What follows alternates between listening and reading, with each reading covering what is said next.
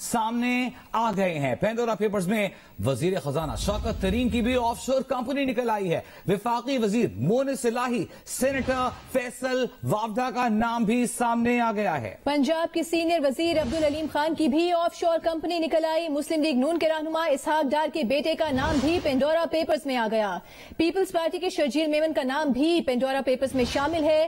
وزیر صنعت خسرو بختیار کے اہل خانہ کے نام بھی آف شور کمپنی نکلی۔ پینڈورا پیپرز میں وزیر اعظم کے سابق معاون خصوصی وقار مسعود کے بیٹے کا نام بھی شامل ہے۔ اس کے علاوہ ایگزیکٹ کمپنی کے مالک شعیب شیخ کے نام بھی آف شور کمپنی نکل آئی ہے۔ پینڈورا پیپرز کی فہرست میں کچھ ریٹائرڈ فوجی افسران، کچھ بینکاروں، کچھ کاروباری شخصیات اور کچھ میڈیا مالکان کے نام بھی شامل ہیں۔ پینڈورا پیپرز میں کچھ غیر ملکی رہنماؤں کے نام بھی سامنے آئے ہیں، آپ کو اس کے بارے میں بھی بتائیں گے۔ پینڈورا پیپرز میں 700 سے زائد پاکستانیوں کے نام سامنے آئے ہیں۔ ان پیپرز میں وزیر خزانہ شوکت ترین کی بھی آف شور کمپنی نکل آئی۔ وفاقی وزیر مونس الہی اور سینیٹر فیصل وافدہ کا نام بھی سامنے آیا ہے۔ پنجاب کے سینئر وزیر عبدالعلیم خان کی بھی آف شور کمپنی نکل آئی۔ مسلم لیگ نون کے رہنما اسحاق ڈار کے بیٹے کا نام بھی پینڈورا پیپرز میں شامل ہے۔ پیپلز پارٹی کے شرجیل میمن کا نام بھی پینڈورا پیپرز میں شامل ہے۔ وزیر صنعت خسرو بختیار کے اہل خانہ کے نام بھی آف شور کمپنی نکل آئی ہے۔ پینڈورا پیپرز میں وزیر اعظم کے حال ہی میں سابق ہونے والے معاون خصوصی وقار مسعود کے بیٹے کا نام بھی شامل ہے۔ اس کے علاوہ ایگزیکٹ کمپنی کے مالک شعیب شیخ کے نام بھی آف شور کمپنی نکل آئی ہے۔ پینڈورا پیپرز میں جن پاکستانیوں کے نام سامنے آئے ہیں، 700 سے زائد پاکستانی ایسے ہیں جن کے نام سامنے آئے ہیں۔ کچھ نام ہم آپ کے سامنے رکھ رہے ہیں۔ ان پیپرز میں وزیر خزانہ شوکت ترین کی آف شور کمپنی نکل آئی۔ وفاقی وزیر مونس الہی اور سینیٹر فیصل وافدہ کا نام بھی ان پیپرز میں شامل ہے۔ پنجاب کے سینئر وزیر عبدالعلیم خان کی بھی آف شور کمپنی نکل آئی۔ مسلم لیگ نون کے رہنما اسحاق ڈار کے بیٹے کا نام بھی پینڈورا پیپرز میں آ گیا۔ اور اب کچھ بین الاقوامی رہنماؤں کے نام پینڈورا پیپرز میں کچھ غیر ملکی رہنماؤں کے نام بھی سامنے آ گئے ہیں۔ اردن کے بادشاہ شاہ عبداللہ کے نام بھی آف شور کمپنی نکل آئی۔ قطر کے حکمران کا نام بھی پینڈورا پیپرز میں شامل ہے۔ یوکرین، کینیا، ایکواڈور کے صدور کے نام بھی آف شور کمپنیز نکلی ہیں۔ چیک ریپبلک اور لیبنان کے وزراء اعظم کے نام بھی پینڈورا پیپرز سامنے آئے ہیں۔ سابق برطانوی وزیر اعظم ٹونی بلیئر کے نام بھی آف شور کمپنی سامنے آئی ہے۔ ہم اپنے ناظرین کو بار بار یہ اہم آگاہی ضرور دیں کہ اگر قانون کے مطابق آف شور کمپنی ڈکلیئر کی گئی ہو اور وہ کمپنی کسی غیر قانونی کام کے لیے استعمال نہ کی گئی ہو تو آف شور کمپنی بنانا بذات خود کوئی غیر قانونی عمل نہیں۔ ایک بار پھر آپ کو بتاتے ہیں کہ اگر قانون کے مطابق آف شور کمپنی ڈکلیئر کی گئی ہو اور وہ کمپنی کسی غیر قانونی کام کے لیے استعمال نہ ہو تو ایسی آف شور کمپنی بنانا بذات خود کوئی غیر قانونی عمل نہیں ہے۔ اور اس وقت ہمیں جوائن کر رہے ہیں دی نیوز کے سٹار رپورٹر، پاکستان کے one of the best investigative journalist Umar Cheema, جنہوں نے فخر درانی کے ساتھ مل کر پاکستانی جو نام تھے ان پر کام کیا ہے۔ اس سے پہلے عمر چیمہ پیناما پیپرز کی تحقیقاتی صحافیوں کی لسٹ میں بھی شامل تھے اور اب پینڈورا پیپرز بھی عمر چیمہ سامنے لے کر آ رہے ہیں۔ عمر چیمہ کو اپنی سکرین پر خوش آمدید کہیں گے۔ عمر، بہت بہت شکریہ، آپ نے وقت نکالا۔ ایک انتھک کاوش تھی آپ کی اور فخر کی، آپ نے بڑی ریزی سے یہ نام نکالے ہیں، بہت سارے سب کو فون کر کے ان کے جوابات بھی لیے ہیں۔ ہمارے ناظرین کو تھوڑا پروسیس سمجھائیے گا۔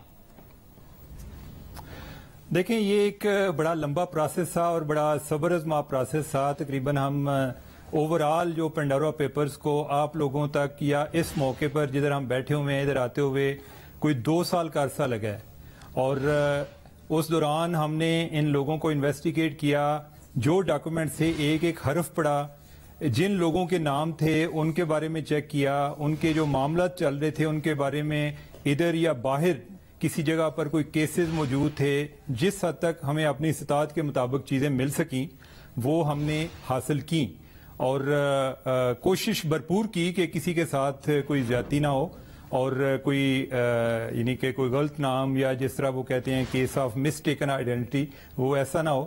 تو اس کے نتیجے میں ابھی آپ کے سامنے آ گئے ہیں، اور جس طرح آپ نے بات کی یہ پاناما پیپر سے زیادہ ہیں، اور پاناما پیپر میں آپ کو یاد ہوگا کہ تقریباً کوئی 400 لوگ تھے، ابھی 700 لوگ ہیں، اور اسی طرح جو کولیبریشن ہے وہ بھی ایک نئی ہسٹری ہے کہ آپ اندازہ لگائیں کہ کوئی 600 سے زائد جرنلسٹ کوئی 117 ممالک سے مل کر کام کیا اور کسی کو کانوں کان خبر نہیں ہونے دی۔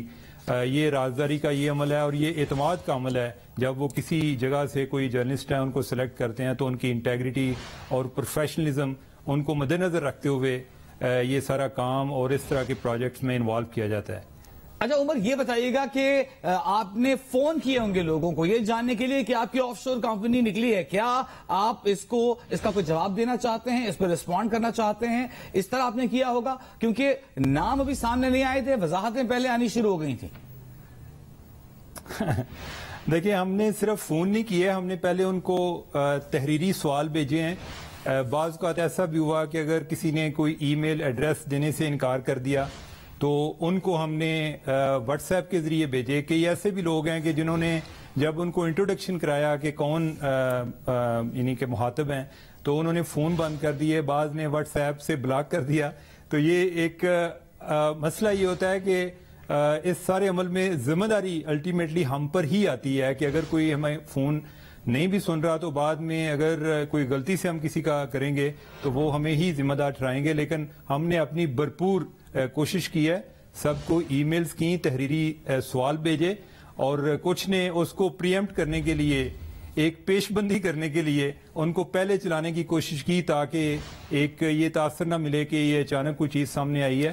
لیکن انہیں یہ ذہن میں رکھنا چاہیے کہ جب ان کا نام پینڈورا پیپر میں آیا تو تب ہی انہوں نے آگے وضاحتیں دینے کی کوشش کی ہے یا پیش بندیاں کرنے کی کوشش کی ہے. اس سے پہلے کبھی انہوں نے اس کا برملا اظہار نہیں کیا. ٹھیک، اپنے دیکھنے والوں کو یہاں پر یہ بھی بتا دیں کہ اگر قانون کے مطابق آف شور کمپنی کسی کی ڈکلیئر کی گئی ہو اور وہ کمپنی کسی غیر قانونی کام کے لیے استعمال نہ ہو تو آف شور کمپنی بنانا بذات خود کوئی غیر قانونی عمل نہیں ہے. عمر، یہ بتائیے گا، جس طرح سے آپ نے کہا ہے بہت سارے وضاحتی بیانات بھی سامنے آنا شروع ہو گئی، تو ٹو زمان پاک کو لے کے بھی کافی سارے بیانات سامنے آئے ہیں. یہ کیا معمہ ہے؟ یہ ذرا ہمیں سمجھائیے گا.